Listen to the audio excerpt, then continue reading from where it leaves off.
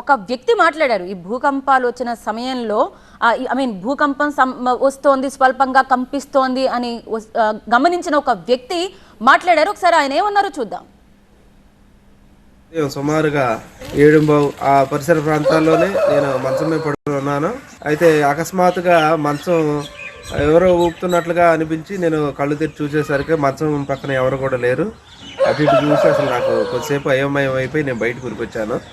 బయటకు వచ్చిన తర్వాత కొద్దిసేపటికి నాకు ముస్లిం బజారు కూడా అక్కడి నుంచి ఫోన్లు వచ్చి ఇట్లా మాకు భూకంపం వచ్చిందని చెప్పారు. అప్పుడు నాకు కన్ఫర్మ్ అయింది ఈ భూకంపం వచ్చి ఉంటుందని.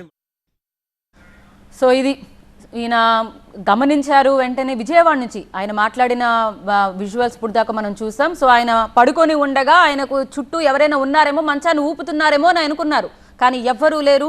సో భూమి స్వల్పంగా కంపించిన సమయాన్ని ఆయన చెప్తున్నారు. ఆయనకు తెలిసిన దాని ప్రకారం 7:15 నుంచి 7:20 ఆ సమయంలో ఆయనకు అక్కడ భూమి కంపించిందని చెప్తున్నారు. సో మ్యాక్సిమం చాలా ప్రాంతాలు 7:20 నుంచి 7:28 ఈ సమయంలో అక్కడక్కడ సమయం కాస్త డిఫరెన్స్ తోటి చాలా ప్రాంతాల్లో స్వల్పంగా భూమి కంపించినట్టుగా తెలుస్తోంది.